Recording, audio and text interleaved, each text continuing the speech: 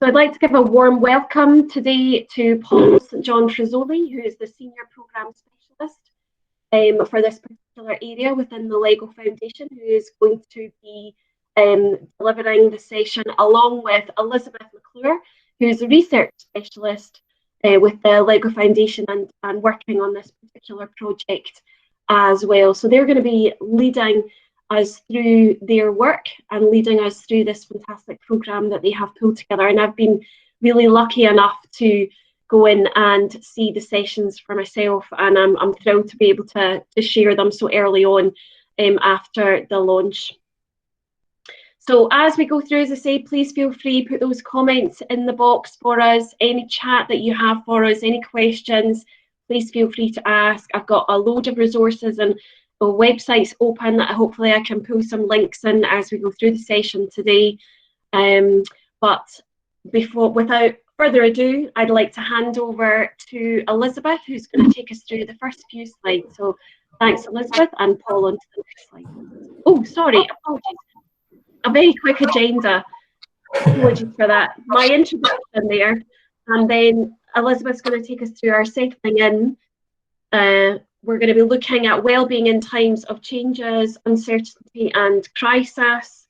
What do we actually mean by the social emotional learning through play? And hopefully for those of you that have been involved in some of our reconnection webinars, you'll have some kind of flavour as to the expectation that we are looking for from our learners through resilience and the activities that we provide for them.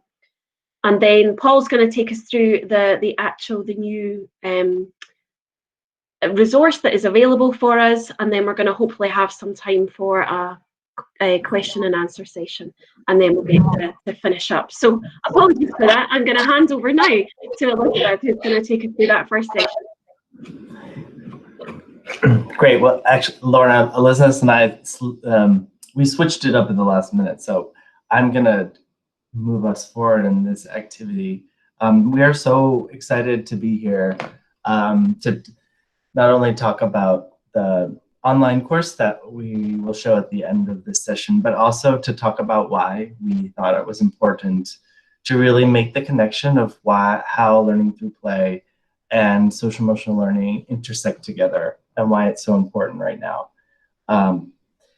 We thought what we could do before starting, it's the end of the day, for many of us, and we thought based on all of our busy schedules, one of the things we could do is just settle in first into this session, and we'd like to do a brief activity with you all around setting some intentions for what you would all like to learn in this session and how you'd like to be in this session. And this is one of the activities that we do with the adult well-being session of the course for that we'll talk about. And for us, setting intentions, it's not really about setting a goal. It's really about setting some principles of how you want to be right now, or how you want to carry yourself in a certain situation. And really those principles of kind of how you want to live your life.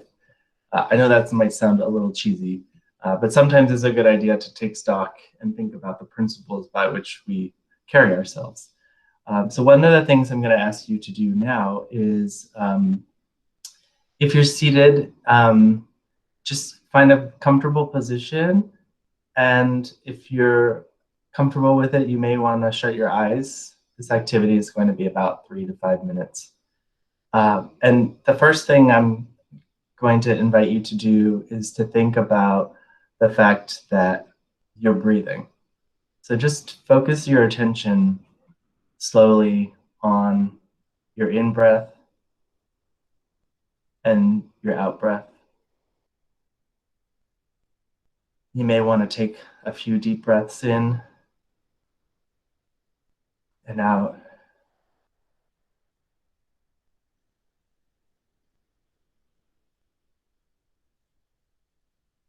Shifting your focus to your in-breath and your out-breath.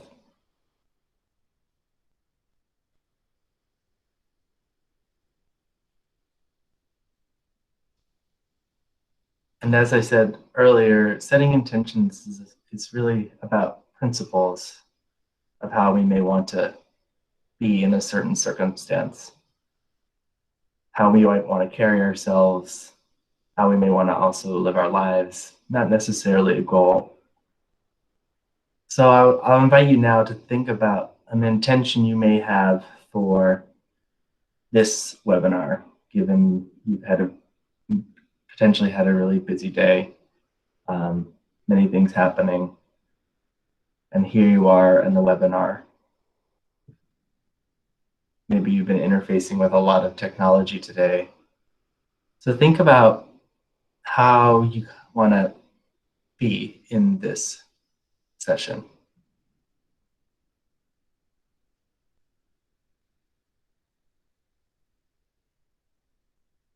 And then you may want to say to yourself, in this webinar, I'd like to, and then set your intention. You may want to repeat that to yourselves multiple times.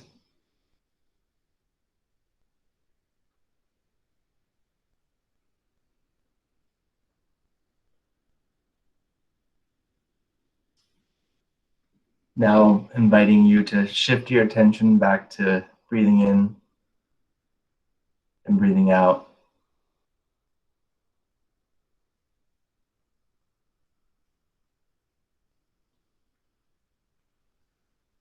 And when you're ready, if you've opened your eye, if you've closed your eyes, you can open them now. You may want to shrug your shoulders, wiggle your fingers and toes. Come back slowly into this session, thinking about your intention. And with that, I will hand this over to my colleague Elizabeth. We'll talk a little bit more about why activities like setting intentions are helpful things for not only us, but also the children and the learners that we support. So Elizabeth, I'll hand it over to you, and thank you all for participating in that activity. Thank you, Paul. One of the things I liked about that was it kind of gives you a moment to give yourself permission to be here, because I know there are a lot of competing demands. Many of you are calling in from home, so am I. I'm calling in from Billund, Denmark. I've got I'm a mom. I have a 5-year-old and a 1-year-old who are currently eating or not eating their dinner, as the case may be. And they may become part of the webinar at some point. So I'll give them permission to be part of it.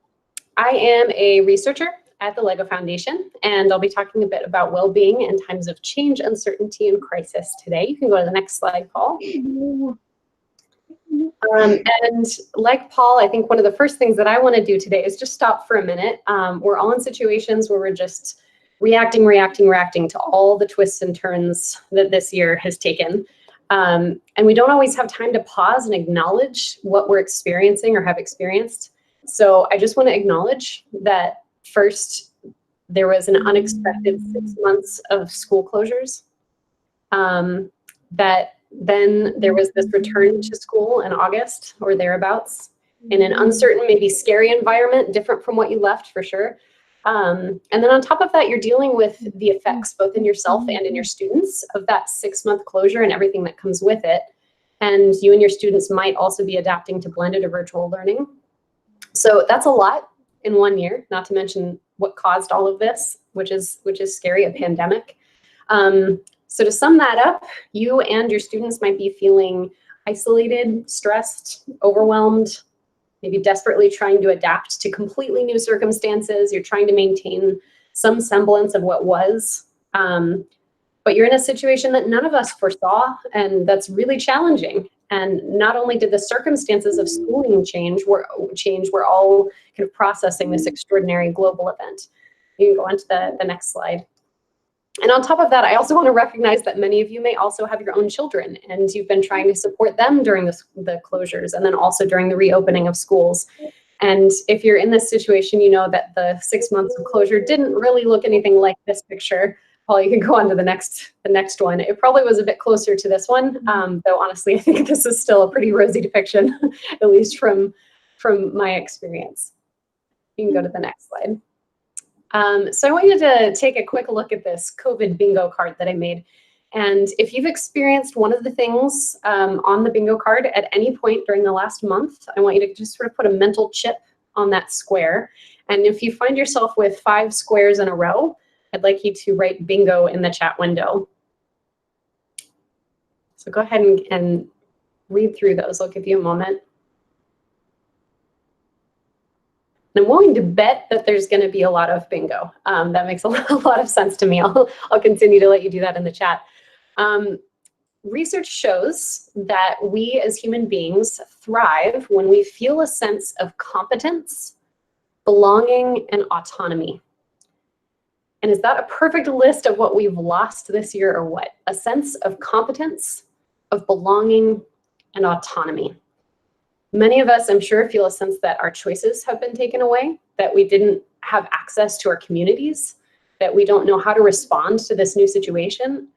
And that's a big deal. And you have every right to feel that you're not thriving right now. Every one of the experiences that's up here on the slide, every one of those experiences and feelings is important, and it's worthy of acknowledgement and support too.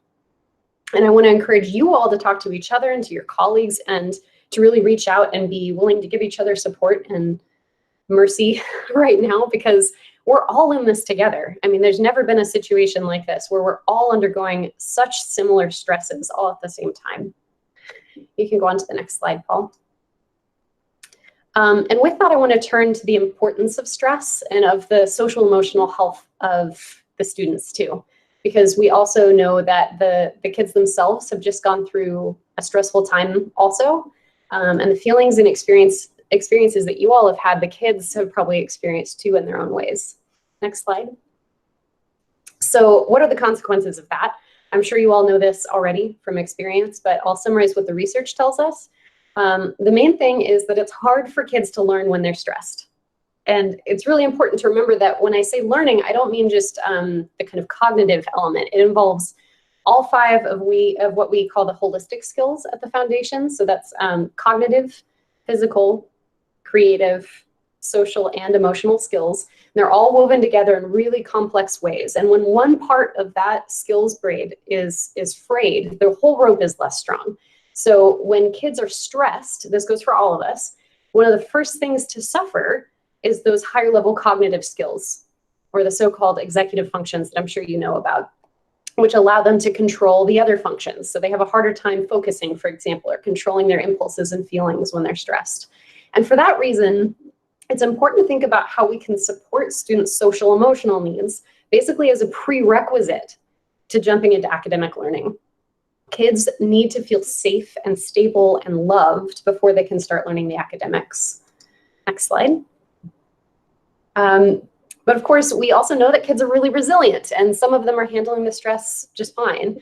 And one of the ways that we can think about this is something called coping, and in particular, students' perceived coping. Perceived coping is the students' feeling of being able to adapt and to master the various and often stressful demands that are coming up. When a person doesn't feel capable of coping with the changes that they're experiencing, the result is stress.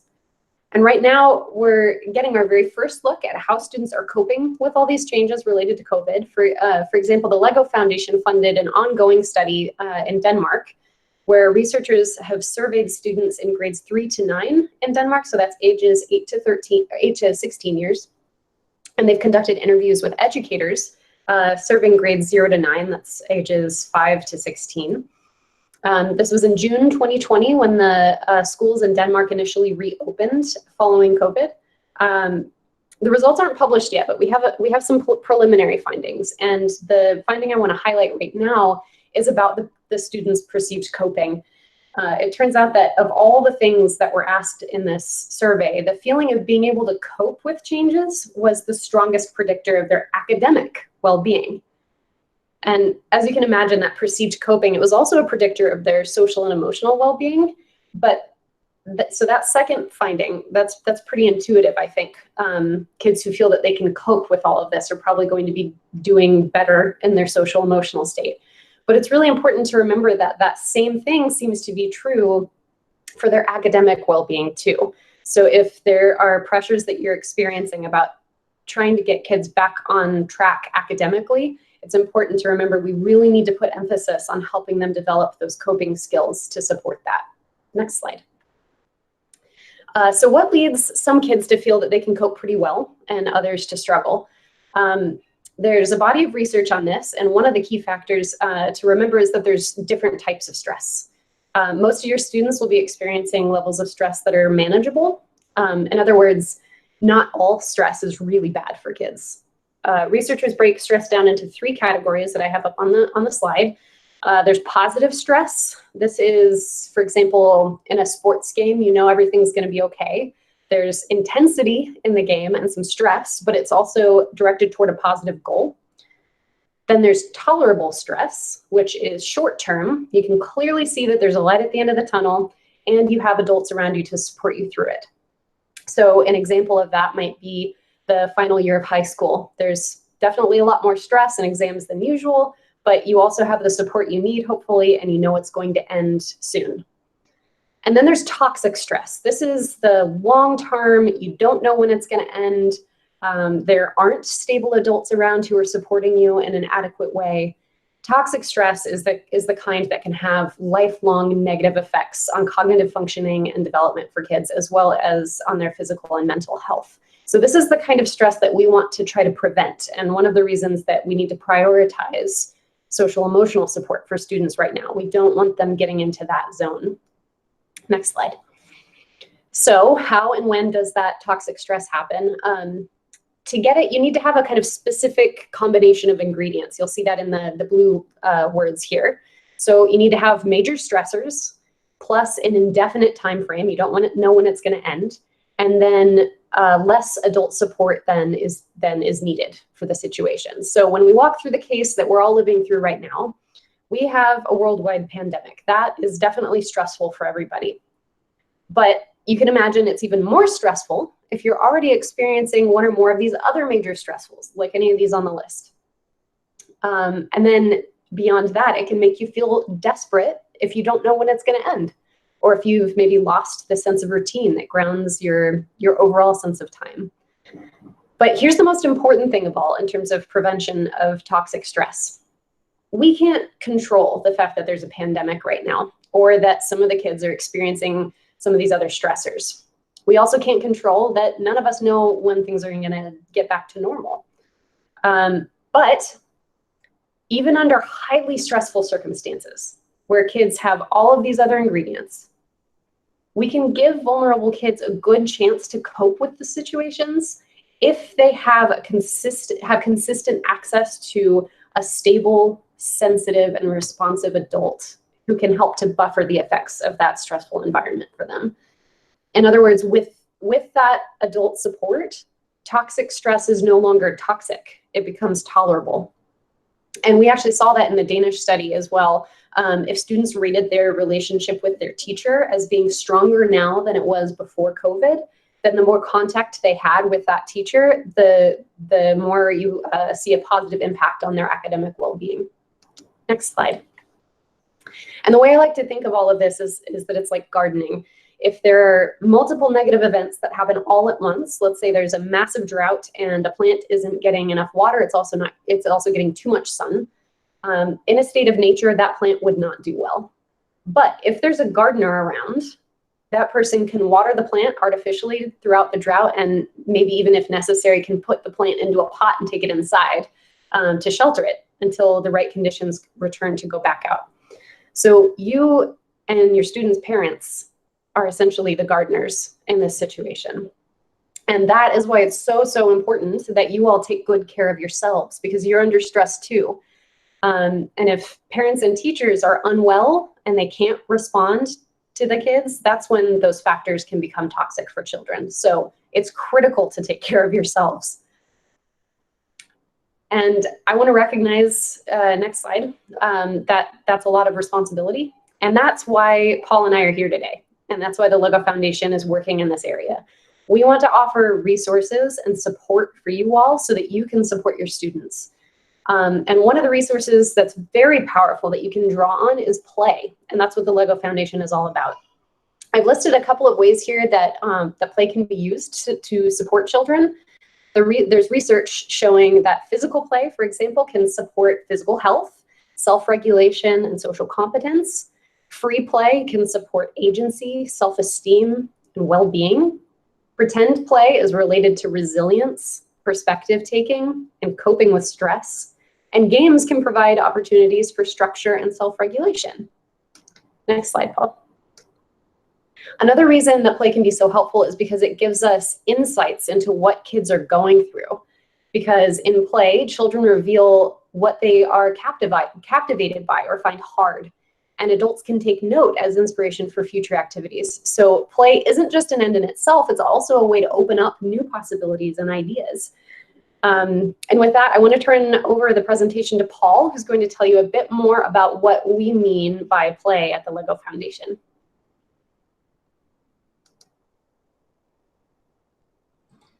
Great. Thanks, Elizabeth. That was super helpful. And yeah, I want to talk a little bit more about what play means to us. And what I thought we could do is that we could play first so that we could experience what we mean by learning through play. So earlier, Lorna had asked you to find any type of materials around you. So like it could be pencil and a notebook. I have a deck of cards here. I've got a cribbage board. You'll see that later. I've got some Lego bricks. I've got some Duplo bricks. For some reason, I have sun cream here, which doesn't really make sense. It's coming up in the wintertime in Denmark, but I have it. And yeah, I want you to find some of those materials, and we're going to do a short building activity. And basically, what I'm going to ask you to do, you're going to have 3 minutes to build something. There's no right or wrong thing. And if you can also draw if you'd like to. You don't have to build. But you've got 3 minutes, and the task is going to be to think about during the last 9 months of some type of playful interaction or playful experience you've had. It could be you yourself having the playful experience interaction, or it could be an experience or interaction you've had with your students or with your children. But yeah, I want you to think about a playful situation or atmosphere or an experience that you've had in the last 6 to 9 months. And then what I want you to do is when you're thinking about that, then try to build what that experience looks like or what it looked like. And there's no right or wrong way to build or to draw, but we'd like you to kind of graphically or structurally represent what that would look like.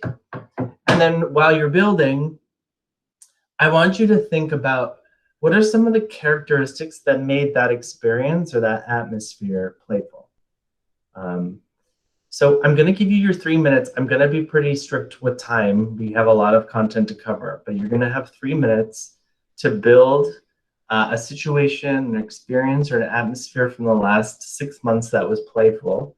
And then while you're doing that build, you're going to think about the characteristics that made that playful. So I'm going to have you start now, and I'm going to build along with you.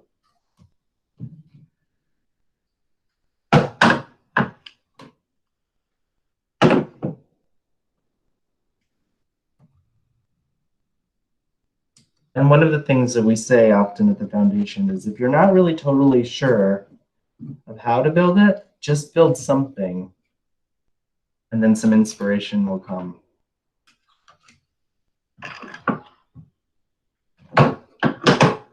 And I promise I'm not using Lego bricks for all of my build.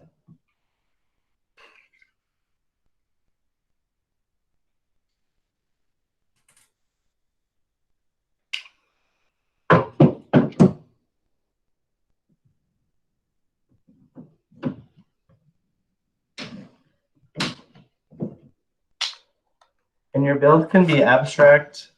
It can be very literal. It's really whatever helps you think about your playful experience.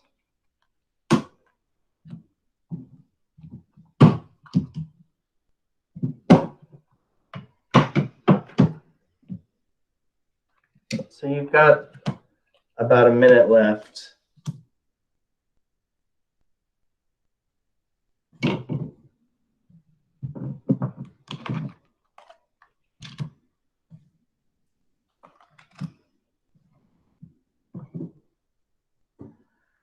Think about wrapping up your build and what those characteristics are.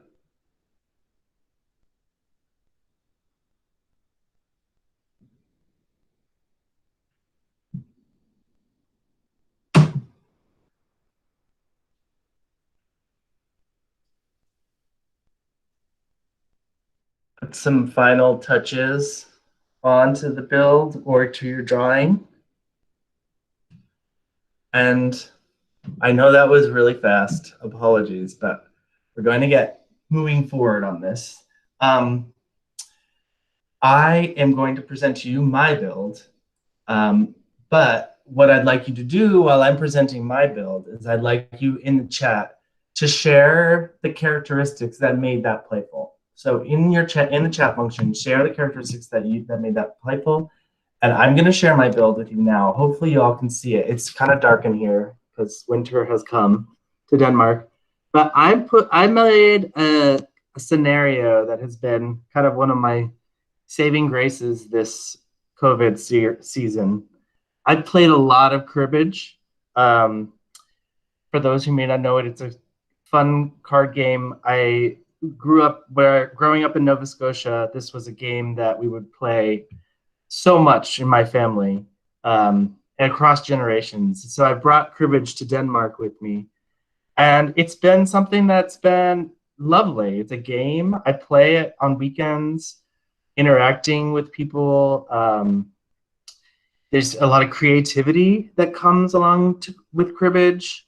There's a lot of strategic thinking. It's meaningful. It makes me think about, you know, my family and where I come from, though it's not easy now to see my family. So there's a lot of things that have been popping up with me when I play cribbage that have helped me cope in many ways, but also kind of think about previous memories. And I'm seeing in the chat some characteristics. And thank you so much for inputting, putting all this in the chat. But I'm seeing that in terms of characteristics, there's joyfulness, creativity, laughing, relaxing, fun, physical. It includes outdoors, using your imagination, and spontaneity, excitement. There's a lot of similar things that we're starting to see. Concentration, for example. Youthful, experimenting, sharing, inspiring, doing.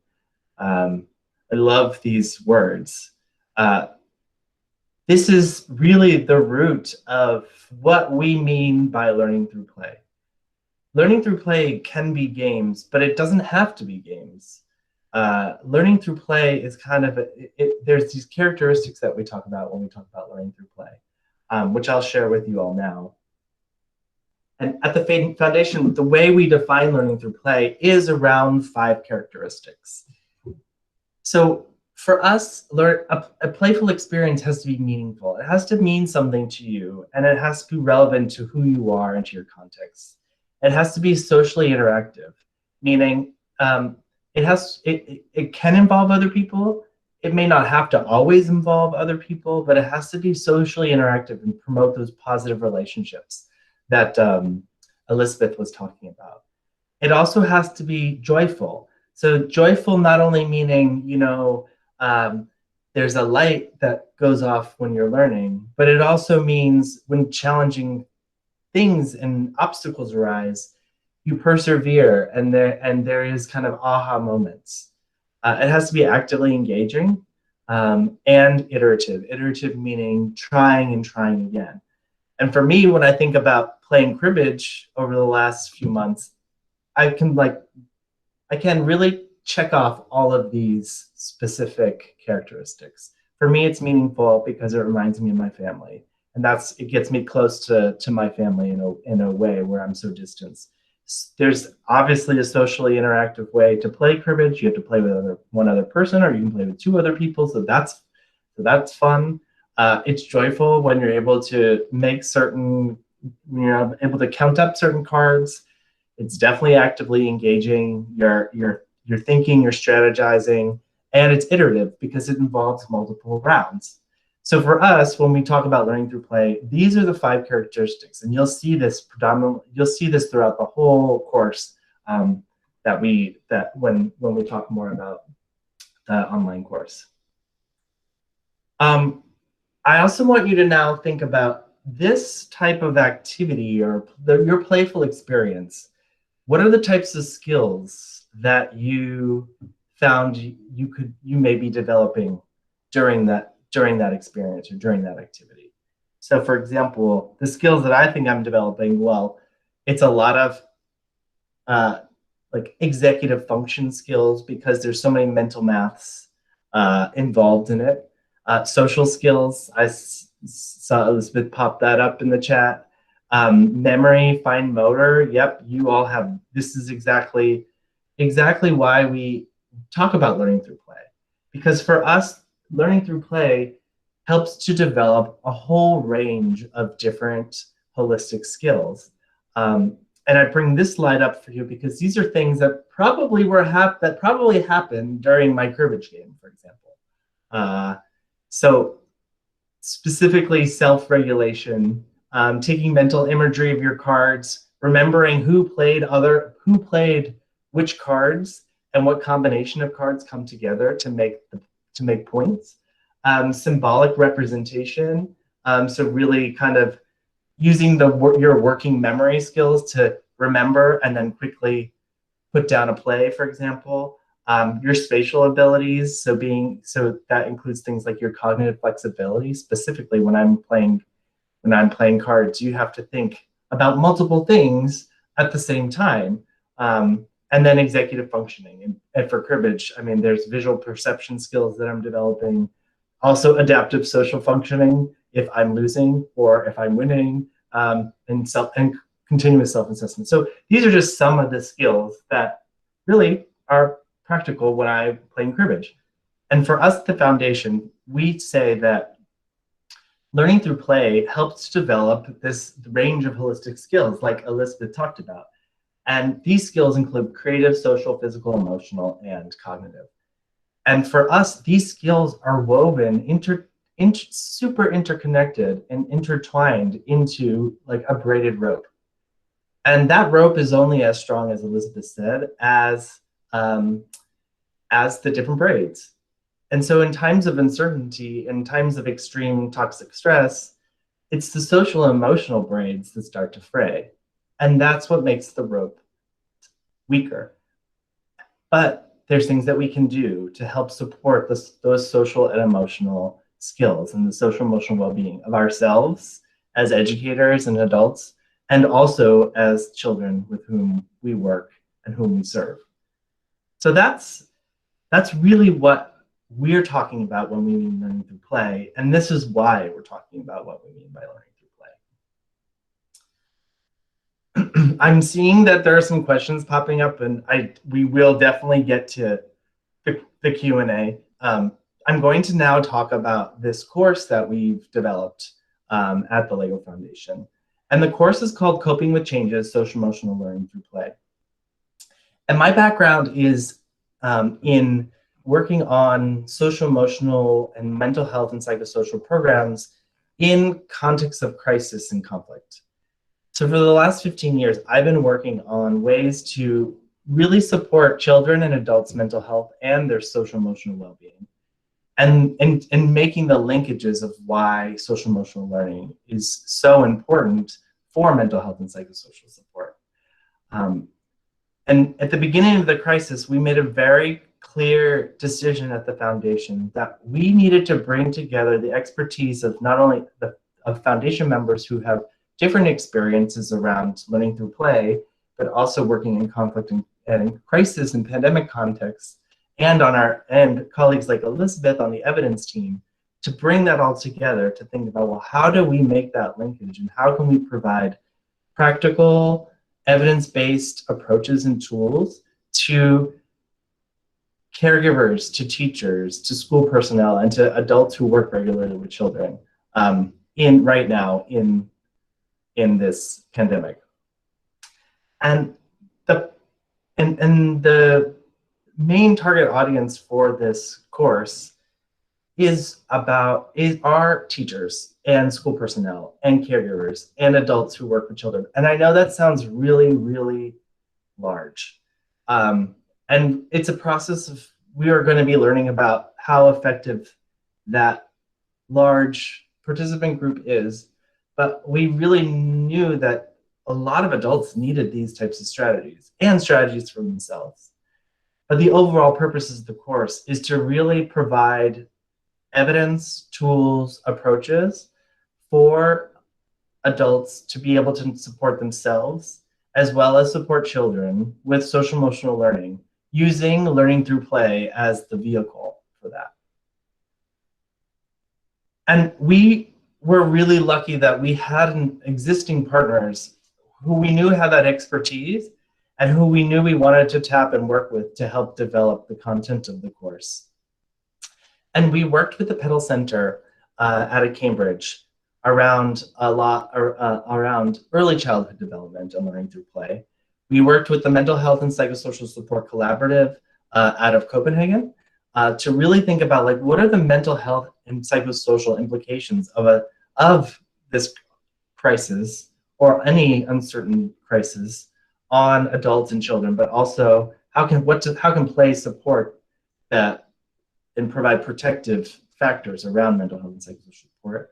We worked with the Harvard Graduate School of Education, their ecological approach to social emotional learning lab, where they developed modules on coping with changes. So how do we set safe environments for children when everything is changing, and on how to address social emotional needs in middle childhood. And then we worked with the Notre Dame Global Center for the Development of the Whole Child on what does this look like for adolescents, youth,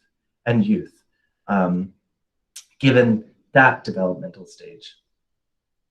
And I just kind of went through the course outline itself, but what you'll see when you go into the course, and I'll talk more about how to get there in a moment, but you'll see that we've laid things out in terms of units. And our first unit is really about who we are, why we did this. The second unit is all about learning through play. So some of the learning about the foundations of learning through play, almost like we did really briefly together, but in more detail with more strategies and tools and approaches that you can then use. Then we talk about what we mean by social emotional learning through play. So we make the connection between learning through play, mental health, and social emotional learning, and how do those all fit together? Where it's about social emotional learning as kind of the process, but learning through play is the vehicle through which social emotional learning happens in this course. And then there's a unit on how do you ensure a safe, supportive, predictable learning environment when things are changing. And then we really talk about adult well-being, and this has been a big part of my work and research over the last 15 years, is caring for the caregiver, caring for teachers. What do we need to do, and what are some strategies that we can use to care for ourselves, given that, well, we're really important, first and foremost, but also we support children, and we need to role model and be well in order to support children's wellness. And then we jump in, and you'll see in the outline, we jump into different approaches of how do you provide social emotional learning through play for young children, school-age children, and adolescents. We had some guiding principles that really went into the design of this course. So we knew we wanted a course that was adaptable. We want this course to be practical for a variety of different people, and we want people to be able to use what they need. So that may be taking the course for everybody. That may be one person may take the whole course, and another person might just say, I just need the information on adult well-being. And some people may need tools and strategies, where others may just want the evidence. So we want this course is very modular and adaptable. You don't have to take the whole course, but you can if you want. We also wanted the course to be play-based. So in order for us to model and understand social emotional learning through play, we had our authors model social emotional learning through play. And a lot of the interactive activities, and Lorna was telling me a little bit about her experience, that there is a lot of opportunity for interactivity, where we really tried to align the course itself around the 5 characteristics of play. Of course, it has to be practical. It has to provide the people who are taking the course with tools that they can use right after they take the course. It has to also be sensitive, recognizing that people may be going through different things in different moments during uncertain times, specifically during this pandemic. And so the ultimate principle is do no harm. But we also had a very keen focus on mental health, where if that is something that's needed, where people need more specialized services, there is a whole section on how do you support the mental health of children in your classroom, for example, if you aren't totally sure how to do that, which many people are, but in some contexts, maybe not. And it had to be holistic. So we looked at the socio-ecological bubbles around children. And we knew that teachers and caregivers themselves also needed the support. Because like I said, we are important, but we also support children and their well-being. So those are the guiding principles for the course. I'm not going to read all of this text. We'll send around this slide deck so you can read a little bit more about the guiding principles. But this course is a free online course. It kicked off 2 Mondays ago, so on October 19th. And when I said kicked off, it opened on October 19th. And there's a learning community that'll go for 9 weeks on the course. So that learning community includes lead facilitators that help guide learners through the course. And then another learning cycle will happen in January, and then another learning cycle will happen in April. However, if you don't want to participate in the learning cycle, you don't have to participate in the learning cycle. We wanted to provide extra support and extra resources and lead educators to kind of help guide participants. But if you are more comfortable or you don't have time to follow the learning community, then you can follow it at your own pace and you can take what you want out of the course. Like I said before, it was really important for us that the course is adaptable. So that gives you a sense of kind of what we're thinking right now. And every time we do a cycle, the intention at the foundation is to learn and then improve. And so we will be asking certain participants to participate in some feedback sessions, to participate in maybe filling out a survey so that we can improve the course and make it more adaptable, more practical, more play-based, more useful, more sensitive, and more holistic for you all. And it's totally fine if you missed the October 19th deadline. You can still sign up now. And that's a good segue. And I saw that Lorna also provided the link to you in the chat. The course is available now. You have the link here. It's in the chat. You can sign up whenever you want. If you want access to the learning community and you want to participate in that learning community, I would recommend you sign up sooner than later. But if you don't have time or you don't feel that you could participate now, that's okay. You can sign up in 2 weeks. You can sign up in 3 weeks, etc. It's on FutureLearn. FutureLearn is a platform that the foundation has it works with, and it's free. So you don't have to pay anything for the course. It's free, and it's we're really excited about it. This is also to be open and transparent, this is our first time at the foundation doing a massive online course. So we're also learning by doing, and we're really excited to see what people's experiences are in this course, how the feedback from participants can really help us to improve the course. And we're really excited for the opportunity that we're able to come here and present with you all today. And so with that, I will pass the baton over to Lorna, and we're ready to answer any and whatever question you may have. That's great. Thank you so much to Paul and Elizabeth for sharing all that information with us today. I'm sure it resonates with many of us, some of the messages that have been shared. I think there is one question. How would you support children with this kind of activity if they were lacking in these types of experiences? So the experience we had with the building and putting something together in that period of time. So how would you support children with that kind of activity if they were lacking in those kind of experiences? I'm not sure. It looks like Paul might be frozen. Paul, are you frozen? No, I'm here. I'm thinking. I'm like, that's a great question. Yeah, no, that's it might be something you could address in terms of crisis settings too.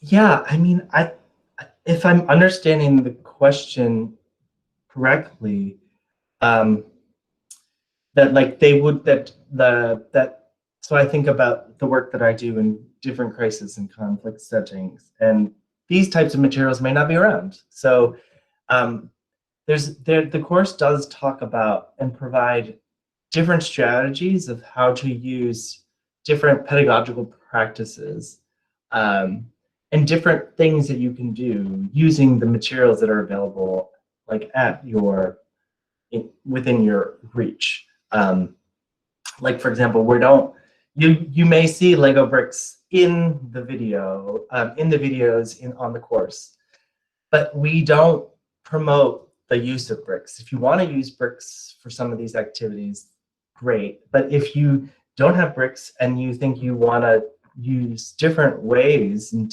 use different materials, that's great. We definitely recognize it doesn't have to be high material brick based. I'm not totally sure if I'm getting the question 100%. Elizabeth, do you have anything you might want to add? I think, I mean, there's an interesting question there. I think, yeah, I'm not sure if I'm interpreting it correctly either, but there is an interesting question about materials. I think the way that we think about learning through play is not about materials, but about this approach. It's about this sort of playful atmosphere and what that consists of, which is those 5 characteristics that Paul talked about: the actively engaging, meaningful, iterative, joyful, social experience that happens when play arises. And the goal is to help people find more ways, more often, to create situations where those sorts of characteristics are there, where learning can be joyful and learning can be social and iterative and all those things, right? So, and that doesn't require any specific materials. There's lots of play that happens without any materials at all. So it's really about the kind of the interactions and the support that we often can give to adults to help facilitate and help make more of those environments possible. Yeah, and I see you've put in a further explanation there as to what you were meaning in relation to it's more about the experiences that they have had rather than the materials available to demonstrate that experience. So no, I totally know where you're coming from there in relation to whether or not they've experienced positive experiences that they can recall upon. So I totally understand where you're coming from there around that whole trauma and them potentially not seeing any of their experiences as being playful or positive for that matter. And I think that again comes back to that interaction that we are able to have with them, but also potentially ones that they may be having with other young people or learners around about them as well. I think really important that they are drawing upon experiences from others as well. So hopefully that helps to answer that question. There's another question in here. How long does it take to complete the course? Just a rough estimate. Yes, so the whole course itself is about, it's estimated at 18 hours, though I think that's like a very conservative estimate. We don't think it's actually going to take 18 hours. It's over the course of quote unquote 9 weeks, but it's basically unit based. So you really get to determine your pacing. And also maybe what you think is pertinent to you and what you don't think is pertinent to you. So for example, you may not need a session on early childhood, for example.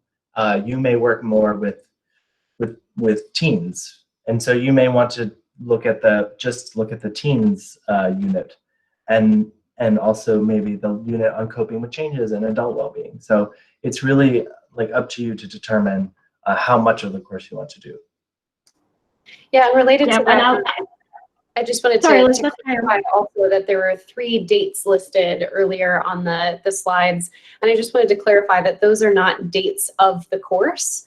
So it's not that you go and sit and you have a session on those days. It's that those just happen to be when certain learning communities are kicking off, all doing certain things at the same time. You can access it starting now onward anytime you want, and you go in, and as Paul was saying, you have total control and agency over this. You can just start kind of browsing around, looking at the different sessions that you may or may not want to attend. And you can do that on your own time whenever you like, or if you prefer to have a more class-like setting that's much more structured and you can go through it with a facilitator who's helping you along the way, then you can also do it that way. It's up to you. We wanted to give the participants lots of agency in deciding what was going to work for them and their style and their time and all of that. That's really helpful, Paul and Elizabeth. Just to add to that, I signed up and I've gone through the first full section, and it was a really good experience, and I really liked being able to navigate through the sections. The way it's been set up is really easy to flow. The platform that you use is really useful. I like the way the comments get added in at the bottom, so I really like the setup that you've got available. So I'm looking forward to digging in a bit deeper into some of the content in there. Just a couple of other comments. People are saying thank you. It's been fantastic, really informative. Focus on supporting the practitioner as well as the children, absolutely. And I popped in the link there as well for some of our curated resources for staff wellbeing, because that is vital, because you can't pour from an empty cup, as we often say, and it's really important that our wellbeing is stable to be able to support the children and young people as well. Dawn, you're asking about recognition for tuning in today. Certainly, I'll be sending out information relating to I'll be sending out a PDF of the slides, some of the links that we've popped in today, some of the things that we've chatted about, and an evaluation. So you'll have recognition from the point of view of you attended the session.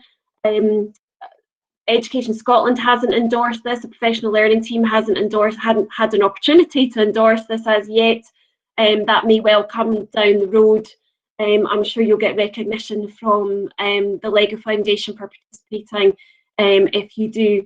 So I'm just having a look to see if there are any other comments.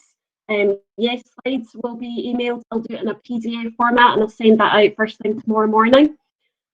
So I suppose it just want to be able to say a massive thank you to Elizabeth and Paul for supporting our session today and sharing all their information relating to the work that they are doing around social emotional learning through play. I have a vested interest in this particular area, and for those of you that are from the West Partnership, we are going to be looking to do some work, further work around looking at more development around that social emotional learning through play within the West Partnership, and there's potential that that could be within other regions as well.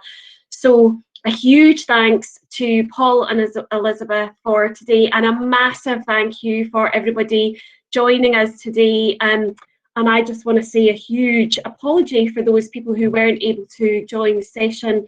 We had some technical issues there with our Google Meet earlier on. So for those of you who are watching this recording, a massive apology for those of you not being able to join us live at the session. So, so yes, enjoy your evening, and thanks again, Paul and Elizabeth, for your session and your time today. Thank you. Thank you for having us, and thank you so much, everyone, for coming. I really appreciate every one of you on what you're doing right now. Yeah, same here. Thank you so much. And yeah, hope to see you on the course. Thanks again. Bye now. Bye, everybody. Have a good evening.